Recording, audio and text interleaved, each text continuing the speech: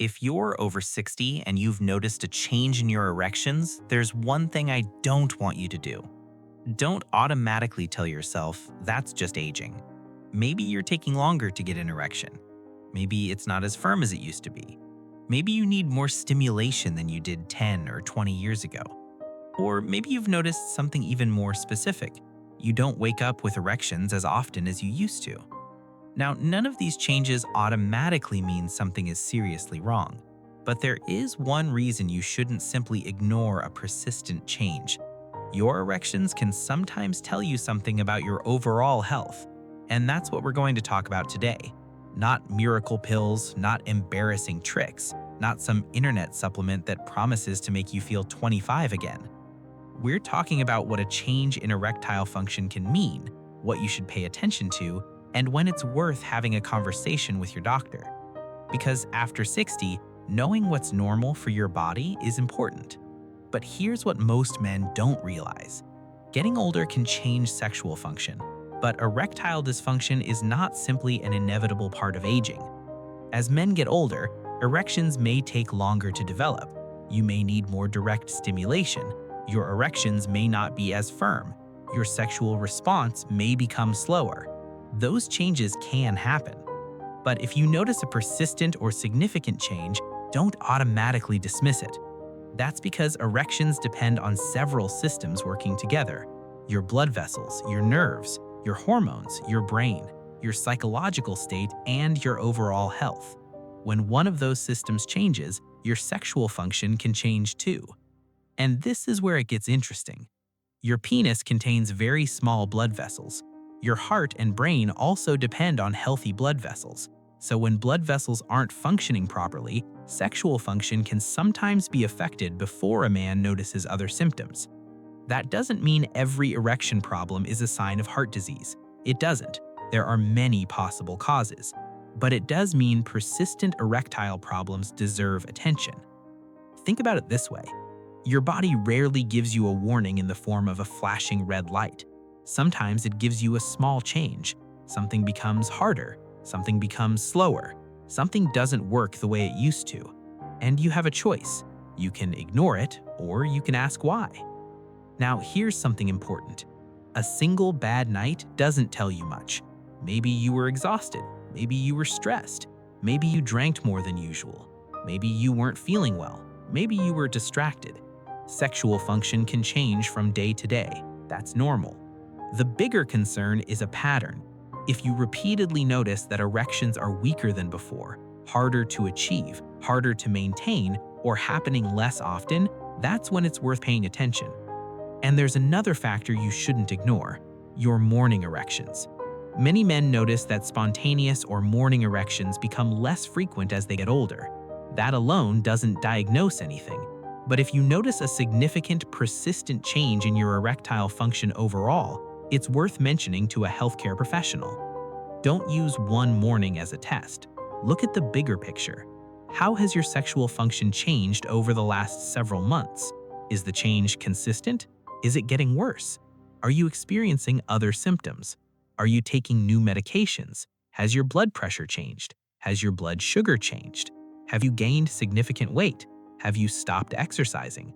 Are you sleeping badly? Are you under unusual stress?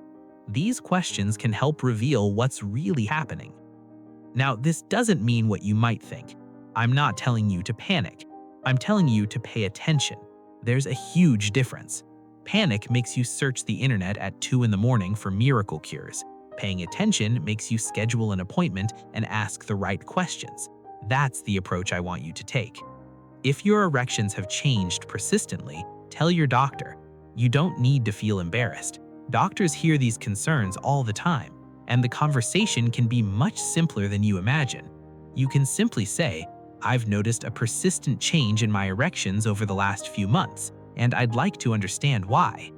That's enough to start. Your healthcare professional may ask about your medical history, medications, lifestyle, relationships, stress, and other symptoms.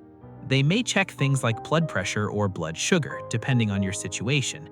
The goal isn't to embarrass you. The goal is to figure out what's going on. But here's the part many men overlook.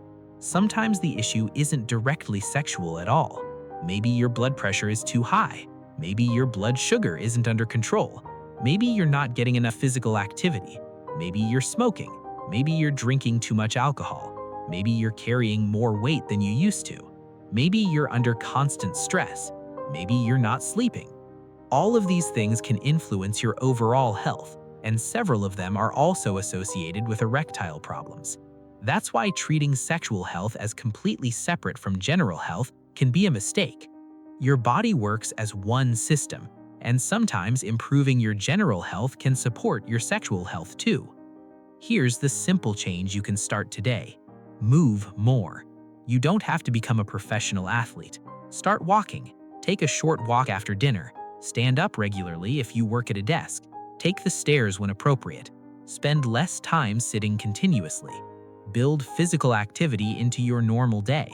Regular physical activity is recommended for healthy aging and can also help address some of the health factors associated with erectile dysfunction.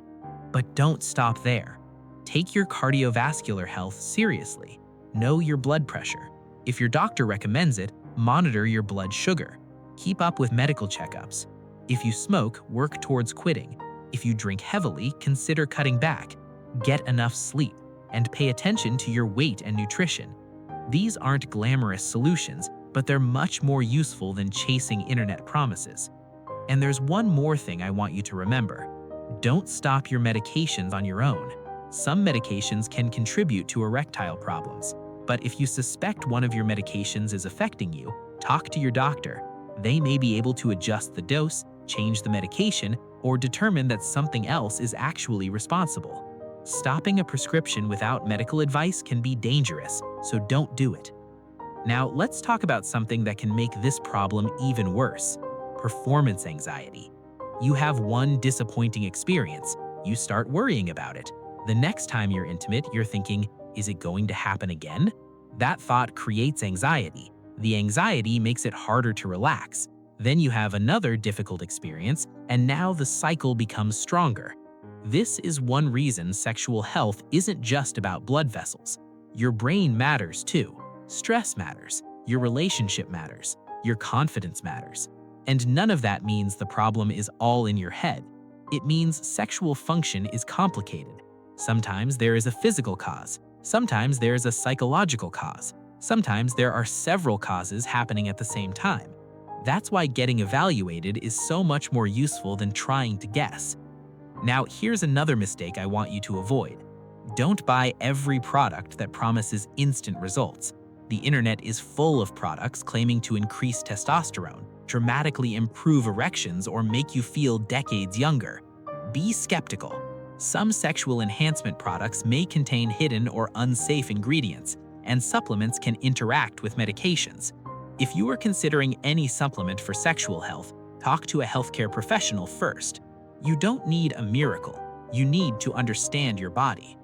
Let's make this practical. Here are 5 things I want you to remember. Number 1, don't automatically blame every change on age. Aging can change sexual function, but persistent erectile problems deserve attention. Number 2, look for patterns, not isolated incidents. One difficult night doesn't tell you much. Repeated changes over time are more important. Number 3, take care of your cardiovascular health. Move regularly, eat well, manage blood pressure and blood sugar, don't smoke, and keep alcohol within healthy limits. Number 4, review your medications with your healthcare professional if you think they could be contributing. Never stop them on your own. And number 5, talk to your doctor if the change persists. This may be the most important step of all. You don't have to wait until the problem becomes severe, you don't have to be embarrassed, and you don't have to figure it out alone. Now let's go back to the title of this video. After 60, never ignore this change in your erections. The change I'm talking about isn't one specific morning. It isn't one bad experience. It isn't the fact that you're not 25 anymore. It's a persistent change that feels different from your normal. Maybe erections have become consistently weaker. Maybe they're harder to achieve. Maybe they're harder to maintain. Maybe your sexual desire has changed dramatically. Maybe you're experiencing other symptoms at the same time. That's when you should stop saying it's probably just age and start asking what's causing this. Because sometimes the answer is simple. Maybe you need more physical activity. Maybe your stress is out of control. Maybe your sleep needs attention. Maybe a medication needs to be reviewed. Maybe your blood pressure or blood sugar needs better management. Or maybe there's another health issue that deserves attention. The important thing is that you find out. And remember, sexual health isn't something you age out of. You can still care about intimacy. You can still care about confidence. You can still care about your relationship. You can still care about feeling strong and healthy. Being over 60 doesn't mean you have to give up paying attention to your body. In fact, this may be the decade when paying attention matters more than ever. So don't panic, don't be embarrassed, don't chase miracle cures, and don't automatically blame everything on aging. Pay attention to the pattern,